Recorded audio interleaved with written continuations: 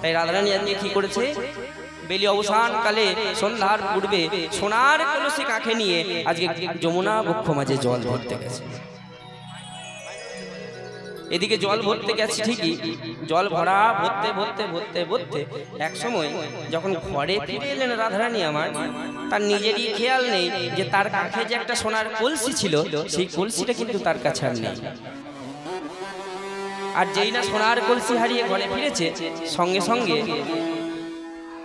ঘরে তো বাবা রাধারানী তো আর যুবতী মেয়ে নয়, তার তো বিয়ে হয়ে গেছে, তার ঘরে শাশুড়ি ননদি আছে। ঘরে যেই সোনার কলসি হারিয়ে ফিরেছে, সঙ্গে সঙ্গে এক মাস থেকে শাশুড়ি চিৎকার করে বলে উঠলো, বৌমা এ তুমি কি করেছো?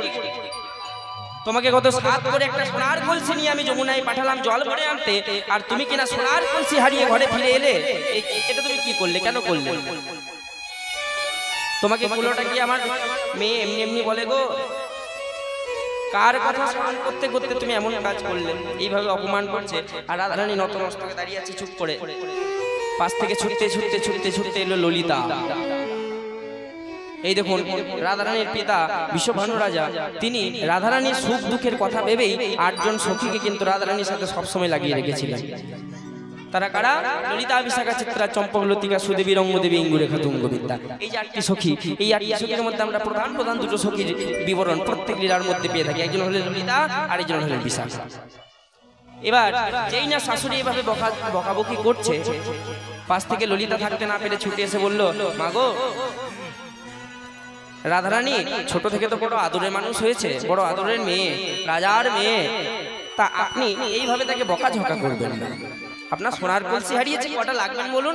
আমার বিশ্বভানু রাজার কাছ থেকে আপনার যদি একটার পরিবর্তে 10টা লাগে 10টা এনে দেবো, কিন্তু কৃপাপূর্বক আপনি রাধারানীকে এইভাবে বকাবকি করবেন না। বলে বেশ ঠিক আছে, আজকে আমি কিছু বললাম না, নিয়ে যাও রাধারানীকে ওই ঘরের ভেতরে, পরের বার থেকে যেন খেয়াল থাকে। এই কথা বলে রাধারানীকে ললিতা সখী কি করলো, সঙ্গে করে ঘরের ভেতরে নিয়ে এলো। ঘরের ভেতরে নিয়ে এসে ললিতা, রাধে তুই একটু বস, কি হয়েছে তো? সাজের বেলা সুরধ্বনিতে জল আনতে গেলি, জল না ভরে বিপরীত ভাবে তো সোনার কলসিকে ওই যমুনার মধ্যে ভাসিয়ে দিয়ে এইভাবে গৃহে ফিরে এলি। এইভাবে ললিতা জিজ্ঞাসা করছে, আর রাধারানী আমার নতমস্তকে চুপ করে বসে আছে, তার নয়ন দিয়ে অবিরত ওই নয়ন বাড়ি বরিশন হচ্ছে। ও রাধে, কোথায় হারালি রে? কি হয়েছে তোর নয়নে জল, এক দৃষ্টে গবাক্ষ দাঁড় দিয়ে চেয়ে আছিস, কি হয়েছে একটু খুলে বল। সোনার কলসির কি হলো? ললিতা, বিধাতা আমায় এমন ঘরে বসত দিয়েছে যে ঘরটি হলো কৃষ্ণ বাদিনীর ঘর, যে ঘরে বসে আমি একটু কৃষ্ণ কথা কইব সেটাও পারি না। এ ঘরে কৃষ্ণ ভজনে শত বাধা, কৃষ্ণ কথা কইতে মানা, বলে আমি কি করে বলি? ঠিক আছে শোন না রাধে, আমরা তো তোর মরম সখী, আমাদের কাছে একটু খুলে বল, প্রকাশ করে বল কি হয়েছে। বলে কি হয়েছে জানিস? আজ আমি সাজের বেলায় গিয়েছিলাম সুরধ্বনিতে জল আনতে। এবার জল আনতে গিয়ে আমি যেই না জল ভরতে গেলাম বটে, কিন্তু জল ভরতে আমি পারলাম না। কেন না, তখন আমার কি হয়েছিল জানিস?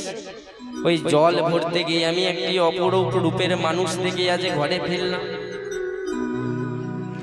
যমুনা বক্ষ মাঝে আমি যখন জল ভরার জন্য নিচু হয়েছি, ওই নিচু হতে গিয়ে জল ভরে আমি যেই না ওপরের দিকে নয়নখানি তুলে চেয়েছি, সঙ্গে সঙ্গে আমি দেখলাম এক অপূর্ব রূপের মানুষ, যে রূপের কোনো তুলনাই হয় না। সখীরে, আমি দেখে এলাম তারে ওসোয়, দেখে এলাম তারে, দেখে এলাম তারে গোসোই, দেখে এলাম তারে। ললিতা, আমি দেখে এলাম তারে ওসোই, দেখে এলাম তারে, দেখে এলাম তারে গোসোই, দেখে এলাম তারে। আমার একই অঙ্গে এত রূপ, আমার নয়নে না ধরে সখী, একই অঙ্গে এত রূপ, নয়নে না ধরে সখী। রূপের বর্ণনা করা যায় না, বর্ণনা করা যায় সেই রূপে বর্ণনা করা যায় না। করা যায় না। যে রূপের কামে জগৎ ভোলে সেই রূপের বর্ণনা করা যায় না। রূপের নামে জগৎ ভোলে রূপের বর্ণনা করা যায় না। যে রূপের কামে এ জগৎ ভোলে রূপের বর্ণনা করা যায় না। রূপের বাদে জগৎ ভোলে রূপের বর্ণনা করা যায় না। আমার একে অঙ্গে এত রূপ আমার নয়নে না ধরে গো। একই অঙ্গে নয়নে না ধরে গো। যেই না ললিতার কাছে এই কথা বলেছে, ললিতা চিৎকার করে বলল, বলিস কি রে রাধে? আরে বাবা, কাকে দেখলি? কোন এমন মানুষকে দেখলি যাকে দেখে তোর এমন হয়েছে? এইভাবে হারিয়ে যাস না। দেখ, তুই প্রেম করছিস ভালো কথা, কিন্তু তুই তো জানিস এই বৃন্দাবন মাঝে তোকে সবাই কলঙ্কিনী বলে। তাই এই প্রেমের কথা যেন আমাদের এই 8 জন সখীর বাইরে না চলে যায়, তোর অনুরাগের কথা যেন এই 8 জন সখীর বাইরে না চলে যায়। তাই রাধে, কি হয়েছে একটু বল না। আমি কি দেখলাম জানি? সেই যে আমি যমুনা বক্ষ মাঝে গেলাম সোনার কলসি কাকে নিয়ে, আমি কি দেখলাম জানিস? বলে তাল গান গাইবো একটা? বলো, তোমরাই বলো। গাইবো গাইবো। সখী রে সখী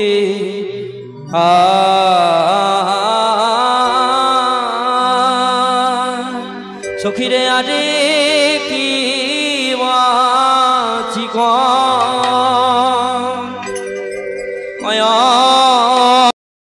চিকনে কালিয়া রূপ মরমে লেগেছে, ধরো রে না যায় মরহি। কত চাঁদ নিঙারিয়া মুখখানি মা জিয়াছে গো। কত চাঁদ কে গানা তাহিয়া আছে গো। কত চাঁদ নিঙারিয়া মুখখানি মা জিয়াছে গো। কত চাঁদ কত গো না জানি তা কত সুধা দেয়া, কত সুধা দেয়া। কত শোধা দিয়া, কত শোধা দিয়া।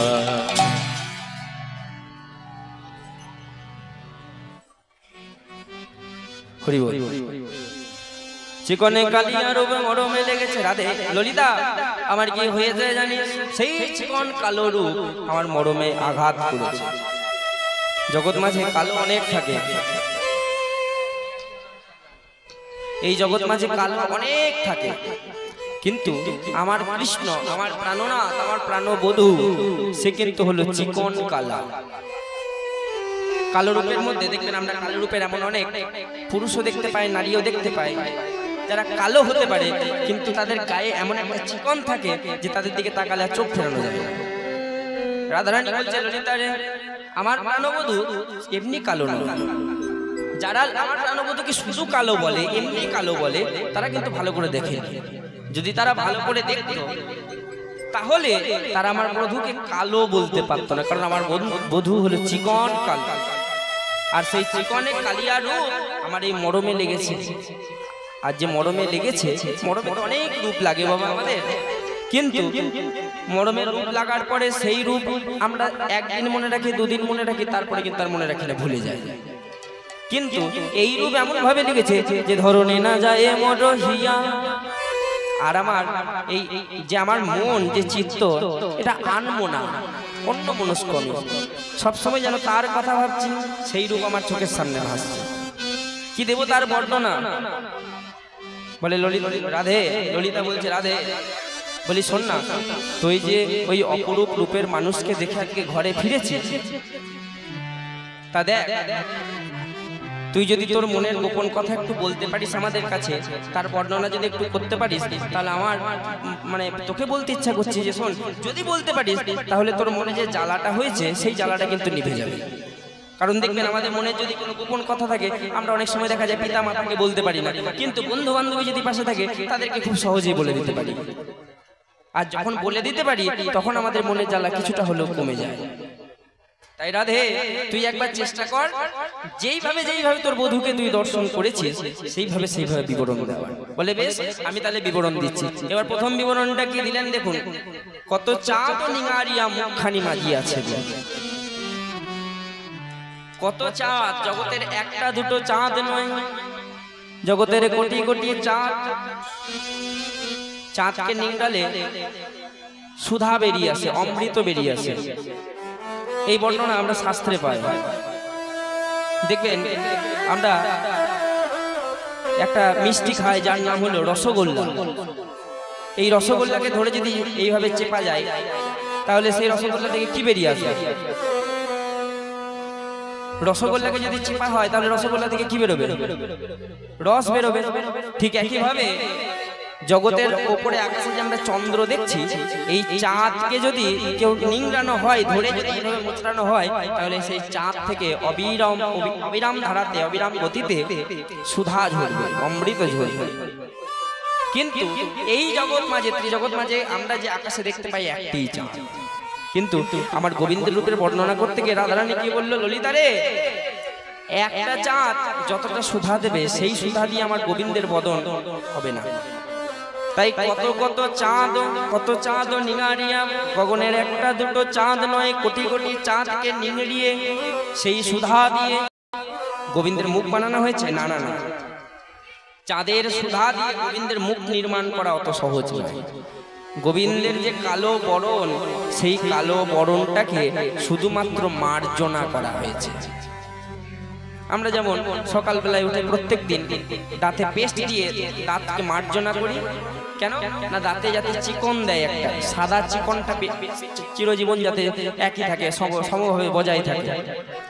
ঠিক একইভাবে ওই কোটি কোটি চন্দ্রের সুধা দিয়ে গোবিন্দের বদন তৈরি করা সম্ভব নয়। গোবিন্দের বদন যেটা তৈরি হয়ে রয়েছে, সেই কালো বদনটাকে আজকে ওই চাঁদের যে সুধা, সেই সুধা দিয়ে মার্জনা করা হয়েছে। কত চাঁদ নিঙারিয়া মুখখানি মাজিয়াছে, কি দিয়ে মার্জনা না জানি তার, কত সুধা দিয়া, কত সুধা দিয়া। এই দেখুন, এটা কীর্তনের একটা খুব সুন্দর পদাবলী। এই পদাবলী, এই সুর আমরা অন্য কোনো লীলার মধ্যে পাই না। গৌরী রাগের ওপর তিয়তকালে প্রথমটা আমরা সাধন করলাম, এইবারে এর পরের গুলো ছোট ছোট ছোট ছোট ভাবে আমরা চলতে থাকি। এটা হলো মুখের বর্ণনা। বলে আরো কিছু দেখলি? বলে হ্যাঁ ললিতা, আরো কিছু দেখলাম। গোবিন্দের মুখ, শুধু কি কেউ মুখ দর্শন করবে? আমরা যদি দেখি দেখবেন শুধু মুখ কাউরি দর্শন করি না, মুখের সাথে আরো অনেক কিছু দর্শন করি। ললিতা রে, আমি আরো কিছু দেখলাম। আমি কি দেখলাম জানিস? অধরের দুটি কুল জেনে আবাধনি ফুল, অধরের দুটি কুল, অধরের দুটি কুল জেনে আবাধনি ফুল, অধরের দুটি কুল জেনে অধরের দুটি কুল জেনিয়া বাঁধনি ফুল। অধর, অধর কাকে বলে মায়েরা? বলো, অধর কাকে বলে? সমস্যা হয়ে গেছে, আমার লাইটগুলো এত বেশি হয়ে গেছে, আমি তোমাদের বদনগুলো পরিষ্কার করে দেখতেই পাচ্ছি না। আমি প্রথমেই এসে বলেছিলাম বাবাকে যে সব ভালো হয়েছে, লাইটগুলো এতটা বেশি হয়ে গেছে, তোমাদের দিকেও লাইট দিয়ে, যেটা একটা ভালো ব্যবস্থা, কিন্তু আরেকটু যদি পরিষ্কার করে দেখতে পেতাম, আর কাছে বসতে, তাহলে আরেকটু আদান প্রদানটা ভালো হতো। কীর্তন তো তার ওই মানে কি বলবো, সারেগামাপা ইন্ডিয়ান আইডল নয় যে আমি নিজের মতো গান গাইবো আর দর্শক এমনি বসে শুনবে, কোনো ব্যান্ড অর্কেস্ট্রার গান নয়। কীর্তন প্রেমের সঙ্গীত, ভাবের সঙ্গীত। ভক্তর সাথে কীর্তনিয়া যতটা আদান প্রদান যত ভালো হবে, তত গান ফুটে ওঠে। আসলে দেখতে পাচ্ছি অনেকজন কি দেখতে পাচ্ছি, কিন্তু পরিষ্কার ভাবে দেখতে পাচ্ছি না। বলো, অধর কাকে বলে? ঠোঁট, কোন ঠোঁটকে বলে? নিচের ঠোঁটকে। উপরে ঠোঁটকে কি বলে? বিজ্ঞানের ভাষায় দুটো ঠোঁট আমরা পেয়েছি, একটা হচ্ছে ওষ্ঠ, উপরেরটা হচ্ছে ওষ্ঠ, নিচের ঠোঁটটা হচ্ছে অধর। রাধারানী আজকে ললিতাকে বলছে যে শোন, গোবিন্দের উপরের ঠোঁটের দিকে আমি চাই না, কোন দিকে চাইলাম? অধর, অর্থাৎ নিচের ঠোঁটের দিকে। আর শুধু ঠোঁটের দিকে চাইলাম তাই নয়, এই অধরের যে দুটি কোণ রয়েছে সেই কোণার দিকে আরো বেশি করে চাই। কারণ শুধু ঠোঁটের দিকে যদি আমি চাই, এই ঠোঁটের প্রতি আমার লোভ জন্মাতে পারে। দেখুন রাধারানী আপনারা কত নিবিড়, কত প্রকৃত। ললিতাকে বলছে, শোন, যদি আমি শুধু অধরের দিকে চাইতাম, শুধু ঠোঁটের দিকে চাইতাম, তাহলে সেই ঠোঁটের প্রতি আমার লোভ জন্মাতে পারত। আর সেই লোভ থেকে কাম উৎপন্ন হতো। সেই কাম যদি, কামের ফাঁদে যদি আমি পা দিয়ে দিতাম, তাহলে গোবিন্দ রূপ আর আমার দর্শন করা হতো না। তাই আমি অধরের দুটি কুলকে দেখলাম, দুটি অধরের দুই চিহ্ন, দুই পাড়ের যে অংশ। অধরের দুটি কুল যিনি আবাধনে ফুল, অধরের দুটি কুল, দুটি কুল, হাসি খানে তাহাতে মিশায় গো, হাসি খানে তাতে মেশায় গো, আর হাসি খানে তাহাতে মিশায় গো, হাসি খানে তাতে মেশায় গো। তাহলে ললিতা কি দেখলাম আমি? অধরের দুটি কুল। আর এই অধরের দুটি কুলে ভগবান গোবিন্দ আমার কি করছে? মৃদু মৃদু হাসি। এই দেখবেন, এই জগতে যারা প্রকৃত প্রেম করতে পারে তাদের বেশি কিছু করতে লাগে না। একদম মনের কথা বলছি। জগতে যারা প্রকৃত প্রেম করতে পারে, যারা একটু চালাক প্রকৃতির হয়, যাদের প্রেম প্রেম ভাব থাকে সব সময়, তাদের বিশাল কিছু মজা করতে হয় না, বিশাল কিছু হাসি ঠাট্টাও করতে হয় না। ঠোঁটের কোণে একটা মৃদু হাসি থাকে আর একটা চাহনি থাকে, সেই দুটো দিয়ে বাকি কাজটা হয়ে যায়। তাহলে আমার গোবিন্দ তিনি হলেন প্রেমের পিতা, যিনি প্রেমকে নিয়ে এসছেন এই বিশ্ব দরবারে। তাহলে ভগবানই সৃষ্টি করেছেন অধরের কোণে সেই মৃদু মৃদু হাসি। তার রাধারানী আজকে সেই ফাঁদেই দেখুন পা দিল, শুধুমাত্র প্রেমের ইশারা বোঝার জন্য। কি করেছে? অধরের দিকে চেয়ে দেখলো, অধরের যে দুটি কুল, সেই দেখে মনে হচ্ছে জিনিয়া বাঁধনি ফুল। অধরের দুটি কুলের শোভাটা কেমন না? বাঁধলি ফুল। বাঁধলি ফুল হচ্ছে লাল রঙের, টকটকে লাল রঙের একটি ফুল। এই দেখুন গোবিন্দের অনেক অংশ আমরা লাল দেখতে পাই, যেমন এই যে হাতের তালু লাল, পায়ের নিচেটা লাল, এইগুলো হচ্ছে রক্তাভ বর্ণের। আর ঠিক একইভাবে গোবিন্দের যে অধর, এই অধরের দুটি কুল ওই রক্তাভ বর্ণের যে ফুল, সেই ফুলের শোভা, যে সেই শোভাকেও যেন জয় করেছে।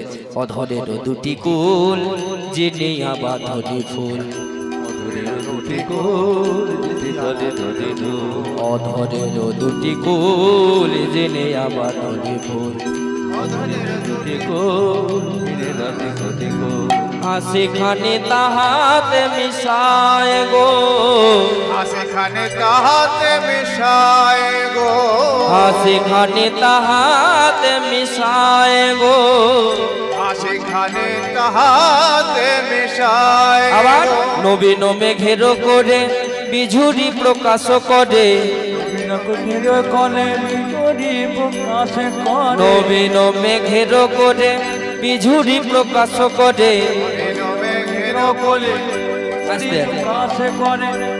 অধরের দুটি কুলকে দেখলাম, সে যেন সেই বাঁধলি ফুলকেও জয় করেছে। এরপরে নবীন মেঘের করে বিঝুরি প্রকাশ করে। নবীন মেঘ, নবীন মেঘ যখন নতুন কোন মেঘ আসে, জল ভরা নতুন মেঘ, একে বলা হয় নবীন মেঘ। জল ভরা নতুন মেঘ দেখবেন দেখতে একদম কালো হয়, কারণ সে তার নিজের মধ্যে এতটা পরিমাণ জলীয় বাষ্প ধারণ করে থাকে, এতটা পরিমাণ জল ধারণ করার ক্ষমতা তার থাকে যে তার একদম গাঢ় কালো রং হয়। তাহলে নবীন মেঘ সেই কালো রঙের মেঘ, আর সেই কালো রঙের মেঘের কোলে আজকে কি করছে? বিঝুরিকে প্রকাশ করছে। এই দেখবেন শোভাটা মেঘের মধ্যে তখনই আমাদের ভালো লাগে। কালো মেঘ যদি চারিদিকে হয়ে যায় আমাদের দেখতে ভালো লাগে না, কিন্তু সেই কালো মেঘের মধ্যে কখনো যদি বিদ্যুৎ রাশি আমরা দেখতে পাই, সেটা দেখতে আবার খুব সুন্দর লাগে। আমরা অপেক্ষা করে থাকি চেয়ে দেখার জন্য যে কখন একবার কালো মেঘের মধ্যে আমরা এই বিদ্যুৎ রাশি, বিদ্যুৎ মালাকে দর্শন করতে পারবো। তাই আজকে গোবিন্দের ওই চারিদিক থেকে ওই নবীন মেঘের যে বর্ণ, সেই মেঘের মধ্যে বিদ্যুৎ রাশিকে আমার রাধারানী দর্শন করলেন। নবীন মেঘের করে বিঝুরি প্রকাশ করে, নবীন মেঘের কোলে বিজুরি প্রকাশ করে, নবীন মেঘের করে বিঝুরি প্রকাশ। ললিতা, এই যে বিঝুরি প্রকাশ আমি আমার নিজের নয়ন দিয়ে দর্শন করলাম। দর্শন করা মাত্র আমার কি হলো জানিস? জাতিকুল মজা এলো তাই গো, জাতিকুল মজা এলো তাই, জাতি কুল মজাইল কোনে গো জাতি কুল মজাইল জাতি কুল মজাইল কারে গো জাতি কুল মজাইল ললিতা, এতদিন পর্যন্ত আমি আমার গোবিন্দের সাথে প্রেম করেছি, সব করেছি, কিন্তু আমার জাতি আমার কুল এইসব খেয়াল রেখে করেছি।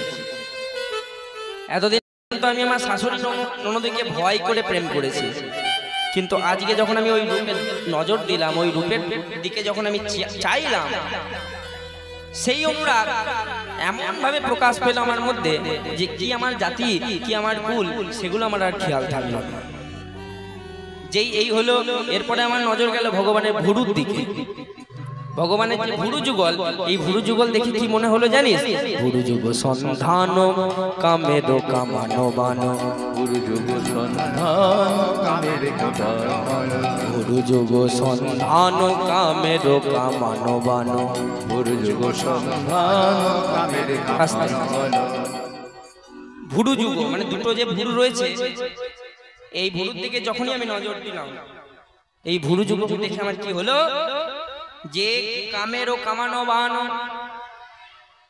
অর্থাৎ মদন দেব এবং এই মদন দেবের যে একটা ধনুক ছিল, যে ধনুক থেকে সব সময় কামরূপী বাণকে মারতো, সেই ধনুকের যেন দেখে মনে হচ্ছে দুইখানা গোবিন্দের দুটো ভুরু, আজকে মদনের দুটি ধনুক। আর সেই মদনের যে ধনুক রয়েছে, এবার বাবা ধনুক থাকবে, বানটা কই? তাহলে দুটো ধনুক তো আমরা পেলাম গোবিন্দের দুটো ভুরু, যে মদনের দুটো ধনুকের থেকে ধনুকের যে শোভা তাকেও জয় করেছে গোবিন্দের দুটো ভুরু। এবার মদন হলো, মদনের ধনুকও হলো, কিন্তু মদনের বানটা কোথায়? তাহলে মদনের বানটাকেও দরকার। ললিতারে শুধু যে আমি ধনুক দর্শন করলাম তাই না, আমি বানও দর্শন করেছি। ভুরু যুগ সন্ধান কামের কামানো বানো, কামের কামানো, হিঙ্গুলে মণ্ডিত তুই আখি গো, আখি গো, হিঙ্গুলে মণ্ডিত তুই আখি গো, হিন্দুলে মন্ডিত তুই আখি গো। এই দেখুন গোবিন্দের দুটো ভুরুকে দর্শন করে আজকে রাধারানী কিভাবে প্রচার করলেন যে দুটো ভুরু দেখে মনে হচ্ছে মদন দেবের দুটি ধনুক। এবার ধনুকের নিচে যে দুটো আখি রয়েছে গোবিন্দের, অর্থাৎ দুটো নয়ন রয়েছে, এই নয়ন দুটোই হলো মদন দেবের সেই বাহন। আমি বললাম না একটু আগে, যারা প্রকৃত প্রেম করতে পারে তাদের বেশি কিছু করতে হয় না, একটা ঠোঁটের কোণে মৃদু হাসি থাকে, আর একটা হচ্ছে নয়নে একটা চাহনি থাকে। তাহলে রাধারানীও সেই একইভাবে বর্ণনা করলেন যে গোবিন্দের নয়নটা কেমন না, এটা হলেন মদন দেবের বাণের মতো। এবার আপনারা প্রত্যেকেই জানেন, হরি বল। এই দেখুন মানুষের চরিত্র কেমন, দেখুন আমি বলতে বাধ্য হচ্ছি, আমি সত্যি বলতে বাধ্য হচ্ছি দাদা, এখানে এটা এমন নয় যে মানে অসাবধান বশত পড়ে যাওয়াও নয়, কিন্তু আবার দাদা কোনো নেশার ঘরেও নেই যে পড়ে যাবে উল্টে। সত্যি আমি মানে এগুলো দেখলে কষ্ট হয়, আমরা কলির যুগের মানুষ তো, আমাদের চরিত্রগুলো কেমন দেখুন, কোনোভাবে অসাবধান বশত চেয়ারে অসুবিধার জন্য দাদা পড়ে গেল, মানুষের মনে মায়া তো দূরের কথা, মানুষ হাসতে লাগলো। এগুলো আমাদের কলিযুগের চরিত্র, কলি জীবের চরিত্র। তার কষ্টের কথা আমরা একটু অনুভব করার চেষ্টাই করি, নেই তো আমাদের চরিত্র। এই চরিত্র নিয়ে আমরা ভগবানকে ডাকতে যাই। আমরা কখনো ভেবে দেখেছেন চরিত্রে যদি দাগ লেগে যায়? দেখুন কথা যখন উঠলো আমি বলেই ছাড়বো আজকে, মায়েরা চঞ্চল হয়ে যাচ্ছে তো, দেখো এই কথাগুলো কেমন শুনবে। দেখো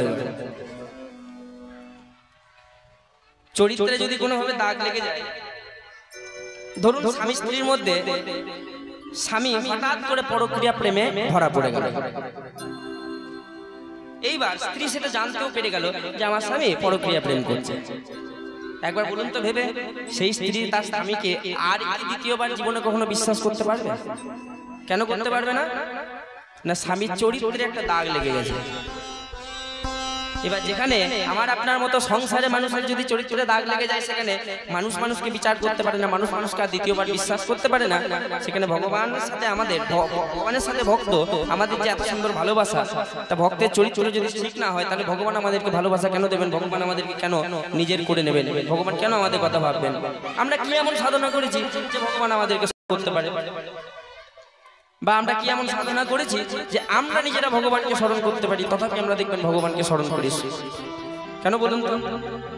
ওই নিউটনের দ্বিতীয় গতিসূত্রের মতো আমরা ভগবানকে স্মরণ করতে পারি এই জন্যই, তার কারণ হচ্ছে ভগবানও সদা সর্বদা আমার আপনার মতো প্রত্যেকটি জীবকে সদা সর্বদা সবসময় স্মরণ করছেন। এই একটি কারণের জন্য আমরা দুর্ভাগ্য জীব হয়েও, পাপাচারী জীব হয়েও ভগবানকে স্মরণ করতে পারি, কিন্তু আমরা সেই ভগবানকে কাছে পেয়ে ভগবানকে চিনতে পারি না। আমরা কলিযুগের মানুষ তো, আমাদের চরিত্র বড় মানে খুব খারাপ।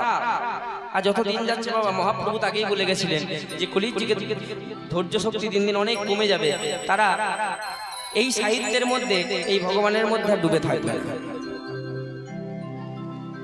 দেখবেন আমরা ভগবানকে ভালো কতটা বাসি জানি না, ভগবানকে আমরা অপমান করতে ছাড়ি। আপনারা করেন অপমান ভগবানকে? মায়েরা ভগবানকে অপমান করো? বলো দেখি, অপমান করো ভগবানকে? বলো বলো, ভগবানকে অপমান করো? করো না? দেখবে আমি একটা কথা দিয়ে এখনই প্রমাণ করে দিতে পারি, কম বেশি আমরা সেই কথাটা সবাই শুনেছি, সবাই শুনেও থাকি। দেখবে সেই কথাটা বলা মানে আমরা ভগবানকে প্রত্যক্ষ পরোক্ষভাবে অপমান করছি। কেমন না, সকালবেলায় আমি ঘর থেকে উঠেছি, আমার পাশের বাড়িতে একটা দাদা বৌদি থাকে, দাদা বৌদির ঘরে গেছি, দরজাটা নক করে ডেকেছি, দাদা বাড়িতে আসেন। সঙ্গে সঙ্গে বৌদি সামনে থেকে ঘরের দরজাটা খুলে আমাকে ঘরে নিয়ে গেল, বললো দাদা আপনি বসুন। আমি বললাম বৌদি দাদা কোথায়? বৌদি একটু মস্করা করে আনন্দ করে হাসতে হাসতে মৃদু হেসে বললেন, আরে আর বলবেন না, আপনার দাদা না একটু ঠাকুর ঘরে গেছে, তাড়াতাড়ি করে আসুন, তারপরে আপনার সাথে কথা বলবো। এই দেখুন মস্করা করে কথাটা বললো। বলুন তো এই ঠাকুর ঘর মানে কোন ঘরের কথা বলছেন দাদা বৌদি? পায়খানা ঘরের কথা বলছে। এই তো কলিযুগের চরিত্র, কলিজীবের চরিত্র। আমরা ভগবানের ঘরের সাথে পায়খানা ঘরের তুলনা করতে পর্যন্ত ছাড়ি না। এই চরিত্র নিয়ে আমরা ভগবানকে ভালোবাসতে চাই। আরো বলবো, এই দেখুন আমার ভাইয়ের শরীর খারাপ, আমি চেন্নাই মুম্বাই বড় বড় হাসপাতালে ডাক্তার দেখাতে নিয়ে গেলাম, কোনো ডাক্তার আমার ভাইয়ের রোগ ধরতে পারলো না। এবার কোনো ডাক্তারের দ্বারা যখন কোনো কিছু হলো না, সঙ্গে সঙ্গে আমি ছুটে গেলাম, আমার বাড়ির পাশে ছিল একটা মা কালীর মন্দির, আর মা কালীর মন্দিরের সামনে আমার ভাইয়ের দেহটাকে কোলে করে নিয়ে গিয়ে এভাবে ধরে বলে উঠলাম, মাগো একটি মাত্র ভাই দিয়েছো, আজ আমার ভাইটার বড় শরীর খারাপ, তামা তোমার চরণে একটা মিনতি জানাই, তোমার চরণে একটা আমি কথা রাখার চেষ্টা করছি, মাগো আমার ভাইটার শরীর তুমি একটু ঠিক করে দাও। যদি আমার ভাইয়ের শরীর ঠিক হয়ে যায়, তাহলে আগামী অমাবস্যার রাত্রিতে আমি কথা দিচ্ছি এখানে দাঁড়িয়ে, আগামী অমাবস্যার রাত্রিতে আমি তোমার মন্দিরে দাঁড়িয়ে জোড়া পাঠা বলি দেব। বলুন তো, বলি না আমরা? যখন কোনো কিছুর দ্বারা কোনো কিছু হলো না, সর্বশেষে দেখুন ভগবানকে আমরা ঘুষ পর্যন্ত দিতে গেলাম। এটা ঘুষ দেওয়া হলো না ভগবানকে? কেন ঘুষ দেওয়া হলো বলুন তো? কথাটা কি বললাম, যদি আমার ভাই ভালো হয় তবে মা পাঠা পাবে, আর যদি ভাই ভালো না হয় আমরা মন্দিরের দিকে ফিরেও তাকাবো না। এই হলো আমাদের চরিত্র। এইরকম চরিত্র নিয়ে আমরা ভগবানকে স্মরণ করতে যাই, ভগবানকে ডাকতে যাই, তাহলে ভগবান আমাদের কৃপা করবে, ভগবান আমাদের ভালোবাসবে। এতগুলো কথা বলে উঠলাম, আমার হঠাৎ করে আমার লক্ষ্য তো হলো দাদা পড়ে গেল। আপনাদের দেখুন, আপনাদের সকলে পরিচিত মানুষ, কিছুটা হলো অন্তরে একটু কষ্ট হওয়া দরকার ছিল, দু একজনের তাকে তুলতে যাওয়া উচিত ছিল, সেটা না হয়ে সকলে হি হি করে হেসে দিলেন, কত একটা যেন মজার ঘটনা হয়ে গেল এর মাঝে। তাহলে এর মাঝে আমি যদি এই দেখুন প্রমাণটা কিভাবে হয়, দেখুন দাদা পড়ে গেল, আপনারা সবাই হেসে গেলেন, এখনই কোনো অসুখ হয়ে রোগ হয়ে যদি আমি আসর থেকে দাঁড়িয়ে মাথা ঘুরে পড়ে যাই, কেউ হাসতে পারবেন? আমরা মানুষকে বিচার করে তার যোগ্যতা দিই, কে কি করছে তাই চুপ করে নিচেতে বসে রয়েছে, তো পড়ে গেল মানুষ হাসতে লাগলো। কেন? আমার মধ্যে যা আছে তার দাদার মধ্যেও তাই আছে, ভগবান সবার হৃদয়ের মাঝে রয়েছে, আমরা সেটা চিনতেই চাই না, সেটা বুঝতেই চাই না। আর ভগবান যদি প্রতিটি জীবের অন্তরে রয়েছে, তাহলে সেই ভগবান মানুষকে সম্মান না করতে পারি, সেই মানুষের মধ্যে থাকা, সেই মানুষের হৃদয়ের মধ্যে থাকা ওই ভগবানকে তো আমাদের সম্মান করা উচিত। তাই গৌর হইল। তা যাই হোক, আজকে রাধারানীর বর্ণনা কেমন হলো, যে গোবিন্দের জোড়া ভুরু দর্শন করেছে। জোড়া ভুরু আমার মদন দেবের দুটি ধনু, আর ধনুকের মধ্যে বানটা কি না ভগবানের দুটি নয়ন, নয়ন বান দিয়ে আজকে রাধারানীকে আঘাত করেছে। তাই আজকে সেই নয়ন বানে আঘাত পেয়ে রাধারানী ঘরে ফিরেছে। আবার শুধু তাই নয়, নবীন মেঘের কোলে বিঝুরি প্রকাশ করে, নবীন মেঘের কোলে বিজুরি প্রকাশ করে, নবীন মেঘের কোলে আবার নবীন মেঘের করে ওই বিঝুরি প্রকাশ করে, নবীন মেঘের করে বিজুরি প্রকাশ করে, জাতিকুল মজাই তাই গো, জাতিকুল মজাই তাই, জাতিকুল মজাইল তারে গো, জাতিকুল মজাইল আমার জাতিকুল আর রইল না সখী, জাতিকুল আর রইল না রে, জাতিকুল আর রইল না রে, ওই গোবিন্দ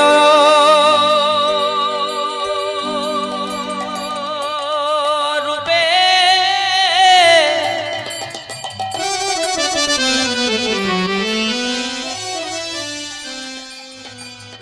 নয়ন দিয়ে আমার জাতিকুল আর রইল না রে,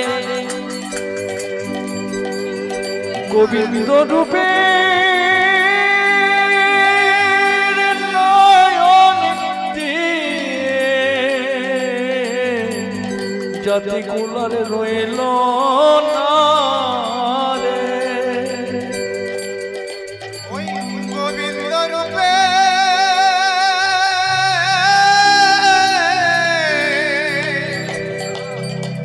নয়ন দিয়ে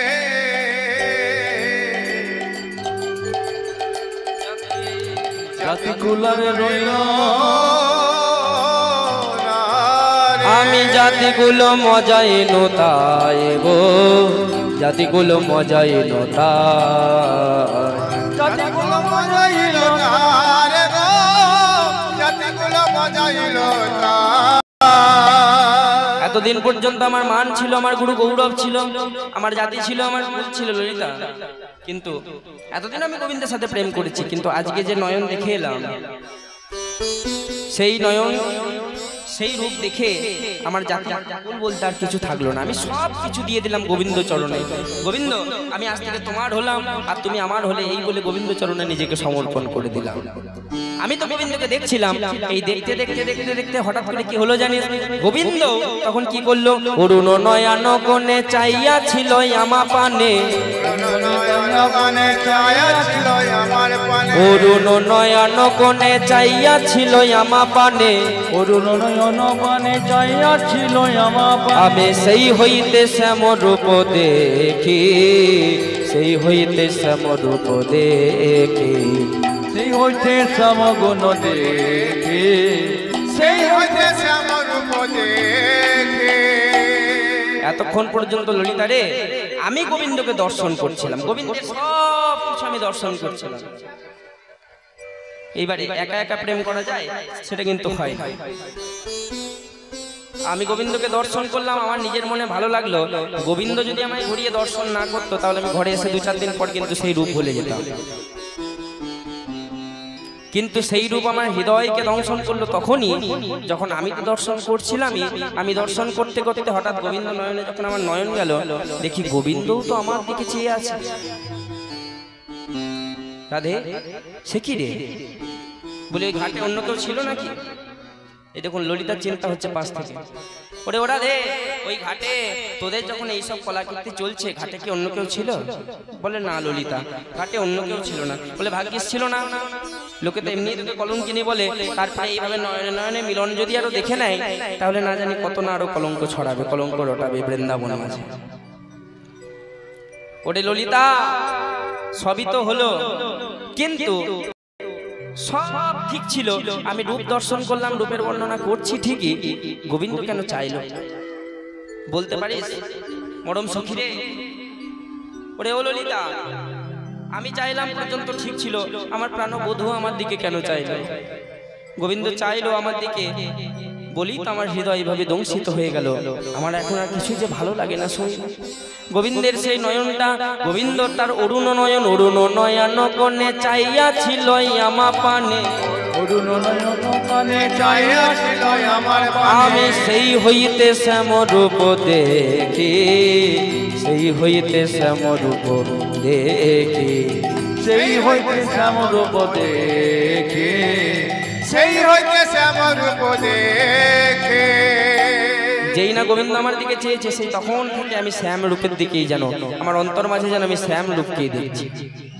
আর সেই যে যমুনা গিয়েছিলাম, যমুনার ঘাট থেকে যখন আমি গৃহে ফিরছি, যমুনার ঘাট হইতে উঠি আসিতে পথে, ওই যমুনার ঘাট হইতে উঠি আসিতে পথে, সখী কে বায় অপরূপ তনু গো, সখী কে বায় অপরূপ তনু গো, এবারে জ্ঞান দাসেতে কয় শুধুই সে সুধাময়, আবার জ্ঞান দাসেতে কয় শুধুই সে সুধাময়,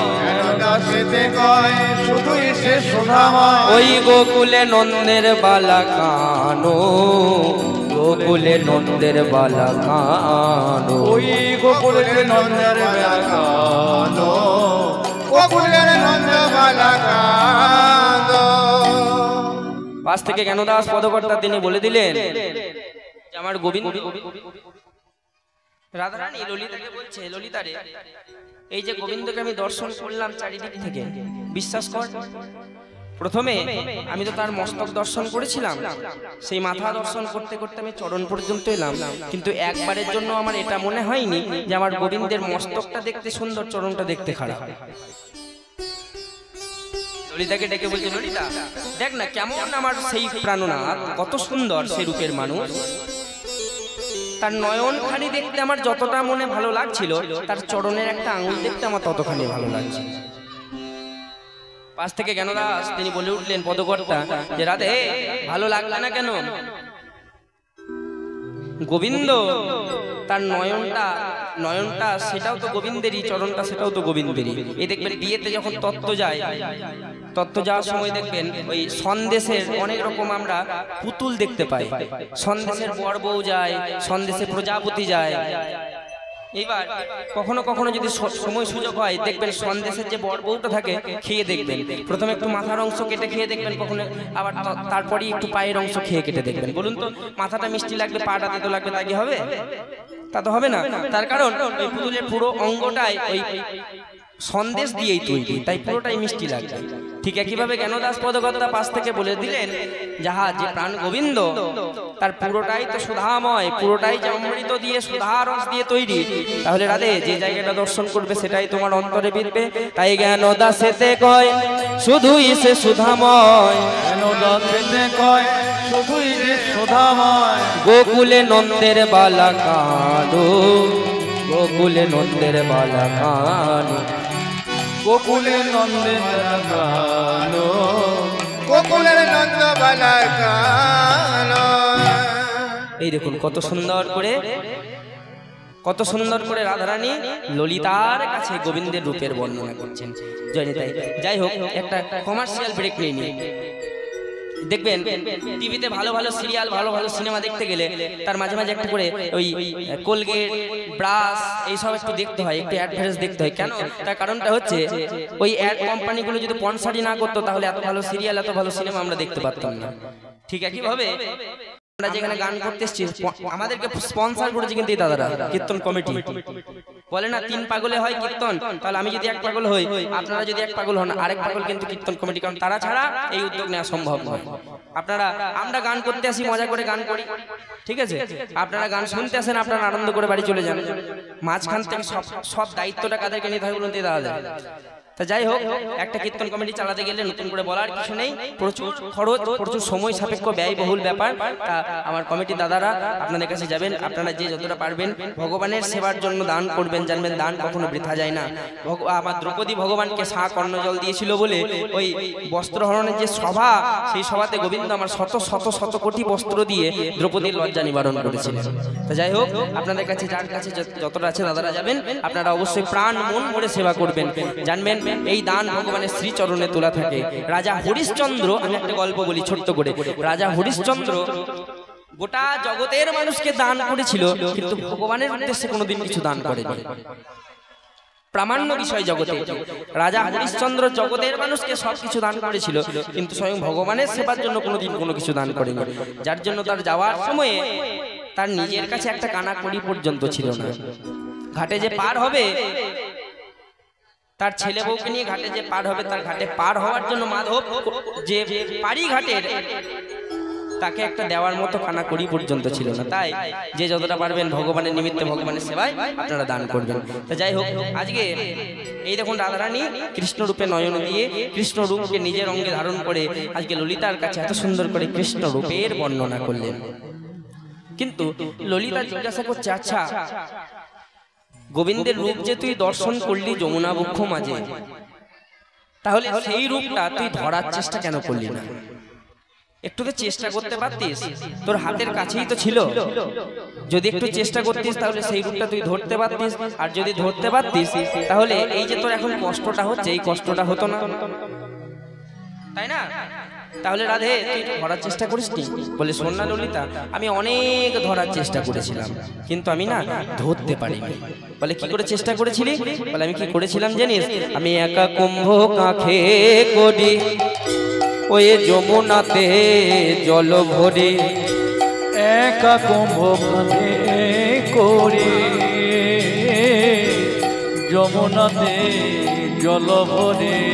আমি একা কুম্ভ কাঁখে করি ওই যমুনাতে জল ভরে, একা কুম্ভ কাঁখে করি যমুনাতে জল ভরে। ওই জলের ভিতরে শ্যামরা, ওই জলের ভিতরে শ্যামরা, ওই জলের ভিতরে শ্যামরা, জলের ভিতরে শ্যামরা। সে কি রে? তাহলে এতক্ষণ যে বর্ণনাটা দিলি আমার গোবিন্দের, সেগুলো কি মিথ্যা? রাধারানী এতক্ষণ পর্যন্ত একটা বর্ণনা দিল, আবার পরক্ষণে তার মত পরিবর্তন করে রাধে কি বলে উঠলো? একা কুম্ভ কাকে করি যমুনাতে জল ভরি। আমি সোনার কলসি কাকে নিয়ে জল ভরতে গেছিলাম, কিন্তু গোবিন্দ রূপটা কোথায় দর্শন করলাম? জলের ভেতরে। এবার কোনো জীবিত মানুষ কি জলের ভেতরে ডুবে থাকবে? সেটা তো হবে না। ললিতা বলছে, বাবা গোবিন্দকে দর্শন করলি, জলের ভেতরে কি করে দর্শন করলি? বলে, এটাই তোরে বাবা, আর জলের ভেতরে দর্শন করলাম বলেই কিন্তু আমি একটু ধরার চেষ্টাও করেছিলাম। জল ভরতে গিয়ে আমি যেই না কলসিটা নাড়াচাড়া করেছি জলটাকে পরিষ্কার করার জন্য, আর সেই ঘোলা জলের মধ্যে আমার গোবিন্দের আমি বদনখানি দর্শন করলাম। জলেরও ভিতরে শ্যামরা, আর এই শ্যামরাইকে ধরার জন্য আমি যেই না ভালো করে দেখতে গেলাম গোবিন্দের আমার প্রাণনাথ, আমি কি দর্শন করলাম জানিস? ওই ফুলেরও চূড়াতে মাথে, আবার মোহন মুরলি হাতে, মুরলি চরে রত মোহন মুরলি হাতে। ওই ফুলেরও চূড়াতে মাথে, আবার মোহন মুরলি হাতে, ফুলের চূড়াতে মাঝে মোহন মুরলি হাতে। আবার পুন কানো জলেতে মিশায় গো, আবার পুন কানো জলেতে মিশায়, কোন কান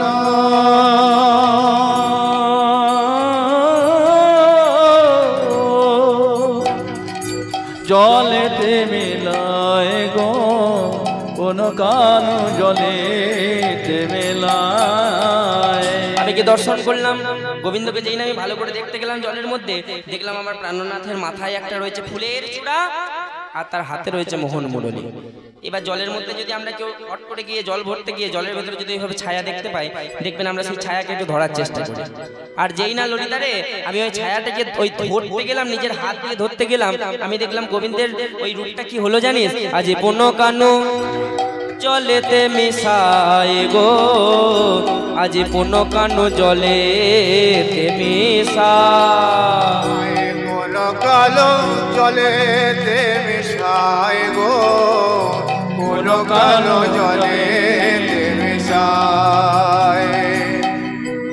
তাহলে কি হলো? গোলা জলে যে জলটা নোট ছিল, তার মধ্যে আমরা যদি কোনো ছায়া দেখতে পাই, সেই ছায়াকে যদি আমরা হাত দিতে যাই, সেই ছায়াটা কি আর থাকবে? সেই ছায়াটা থাকবে না, তার কারণ জলটা তো নড়ে যাবে তখন। এবার জলটা নড়ে গেলে সেই ছায়াটা ওই জলের সাথে নড়ে যাবে। এবার রাধারানী চিন্তা করছে ললিতা আমি ধরতে গেলাম বটে, হাতটা দিয়ে যেই না ধরতে যাব দেখলাম ওই যে কানুকে আমি জলের মধ্যে দেখছিলাম সেই কানু আবার জলের তলে কোথায় যেন ডুবিয়ে গেল। এবার জলের তলে যে ডুবিয়ে গেল আমার মনে কিন্তু সাত বাসনা কিন্তু আমি তখনও পরিত্যাগ করিনি, বাসনা কিন্তু আমি তখনও ছাড়িনি। আমি চেষ্টা করলাম যে আমি মনে মনে স্থির করলাম আজকে গোবিন্দকে আমাকে ধরতেই হবে। তাই আমি জলের মধ্যে এক হাতে জলে নেমে সেই গোবিন্দকে জলের নিচে খোঁজার চেষ্টা করছি।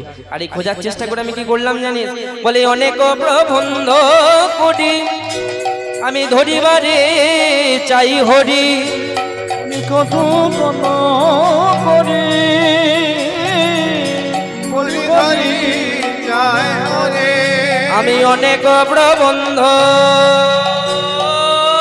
করি আমার ধরিবারে চাই হরি,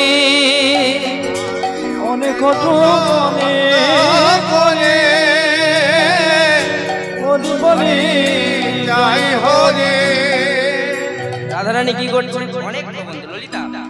যখন আমি একবার হাত দিয়ে আমার গোবিন্দকে পেলাম না, জলের তলায় মিশিয়ে গেল, আমি তখন নতুন নতুন ভাবনা ভাবতে লাগলাম যে কিভাবে ওই মানুষটাকে আমি ধরবো। অনেক প্রবন্ধ করি ধরিবারে চাই হরি, অনেক অনেক নতুন নতুন ভাবনা আমি ভাবতে লাগলাম যদি আমার হরিকে একবার ধরতে পারতাম, কিন্তু আমি ধরতে পারলাম না। কানু কিন্তু আবার ওই জলের মধ্যে ডুবে গেল। এইবার যেই না কানু আবার জলের মধ্যে ডুবে গেছে, তখন আমি আর একবারের জন্য হাতটাকে যেই না দিয়ে ধরতে গেলাম, তখন করো বাড়াইয়া চা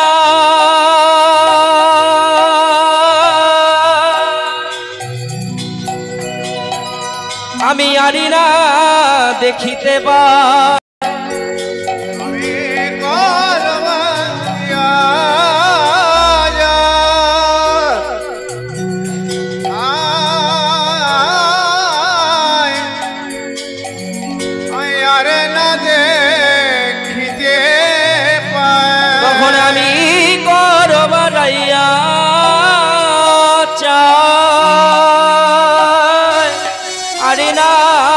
দেখিতে পায় কর করতে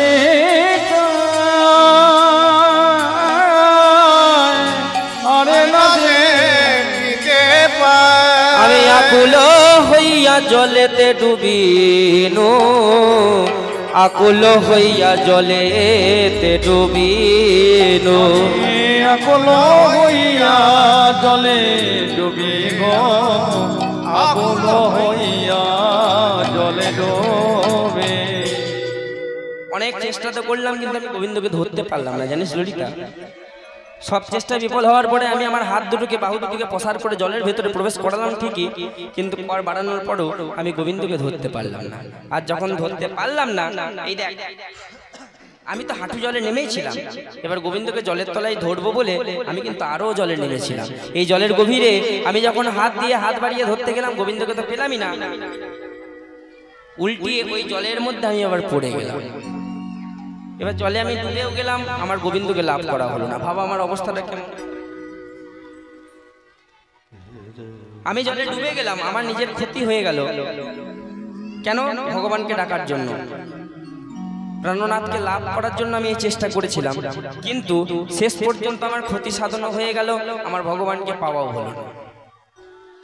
এর প্রমাণটা কিরকম বাস্তব জীবনে দেখবেন, আম গাছে যখন আমের মুকুল হয় আমরা ভাবি যে দেখবেন মুকুল যখন হয় গাছে এক গাছ মুকুল হয়, কিন্তু সব মুকুল কিন্তু ওই ভগবানের শ্রীচরণ পর্যন্ত পৌঁছাতেই পারে না।